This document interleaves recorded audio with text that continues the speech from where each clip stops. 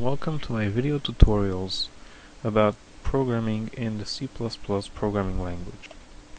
However, and for whatever reason you happen to find my videos, I surely hope that I can help you through everything and anything you'll need to know from A to Z about programming C++.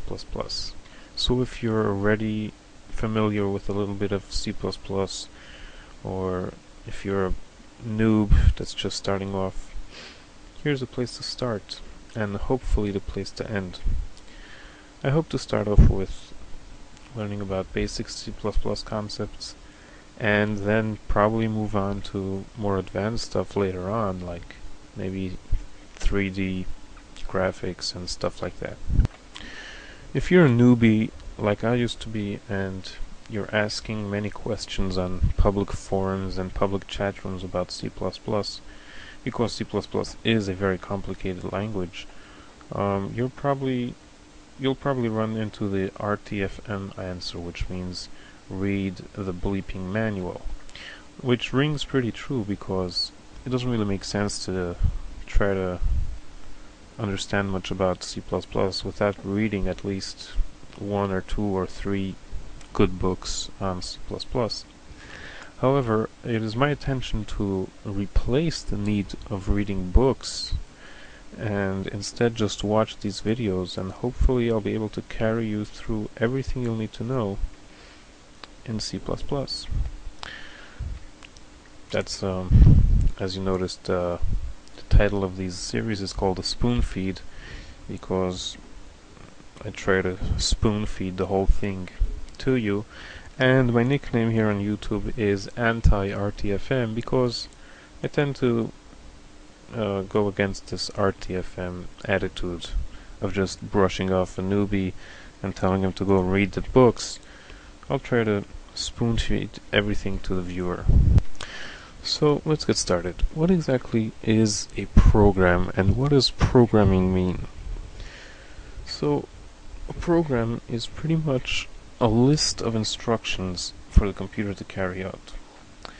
Like, let's say, imagine you're giving instructions to your cleaning lady to do, like you tell her to take out the garbage and then go buy some food in the store and then clean up the dining room. So the cleaning lady will now execute, she will now do all these instructions, probably in the same order in which she was given these instructions. So she's first going to go to the store, and then she's going to clean up the dining room, and then she's going to, whatever the instructions was. Same thing is how a computer does a program. Computer reads instructions off a file, whatever file it may be, and does those instructions one after the other. And that's what programming is. Programming is typing up these instructions for the computer to do. So you can think of it of like giving a command to the computer. Yo, computer, do blah blah blah. And now the computer will do blah blah blah. Then you tell them to do something else, and it'll do something else.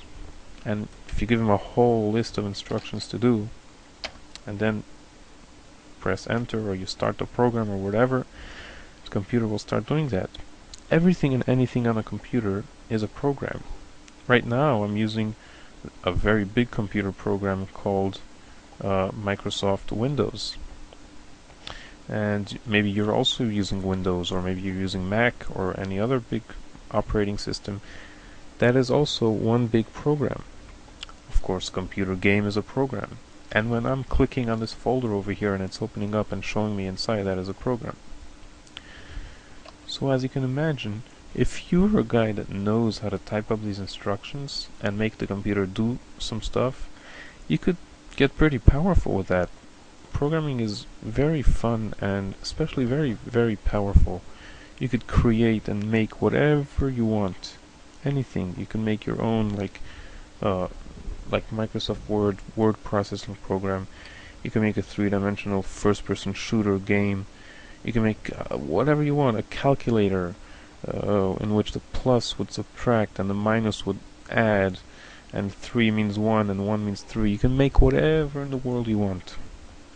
To go a little bit more under the hood, here is what a CPU, a central processing unit, or basically the mind of your computer looks like. This is what, so to speak, reads the instructions that we type up, and this is what executes it. This is what does it. This is like your cleaning lady that is doing the work. So this is what reads the instructions and carries them out. Now, the way which this piece of machine actually reads instructions, it has its own special language, so to speak. Its language is known as binary. Binary looks something like this. You type in a whole bunch of ones and zeros, and then you pass it on to this piece of machine, and this machine will maybe do something interesting, like show a red dot on the screen, or who knows what. And in the olden days, this is how they used to type up programs. They used to type up a whole bunch of ones and zeros. As you can imagine, this is very complicated, so after a while, programmers came up with a way to make things a little easier.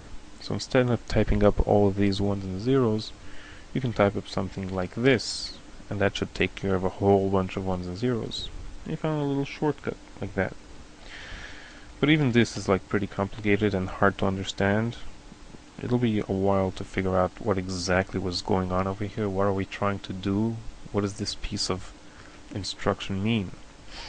So after a while, things got a little more clear and a little more English. We have a language like assembly, which looks something like this. See, these are instructions to the computer, which are a little clearer and a little more understandable. Like over here, MOV sounds like the English word move, and this is exactly what this instruction means. It means to move this thing to there. And this means jump, which means don't do this part of the program, jump to another part of the program. So this is a little more clearer. Now, a little later in the years came this programming language called C++.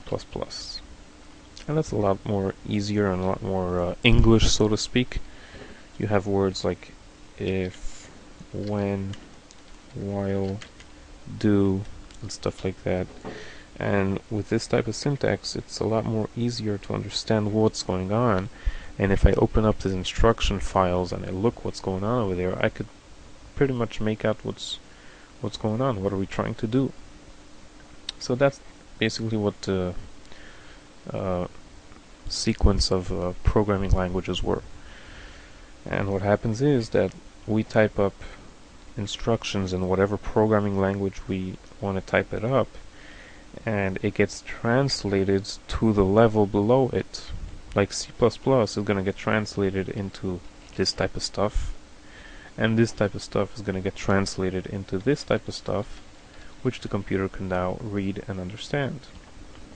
We'll get back to all this interesting stuff in other videos.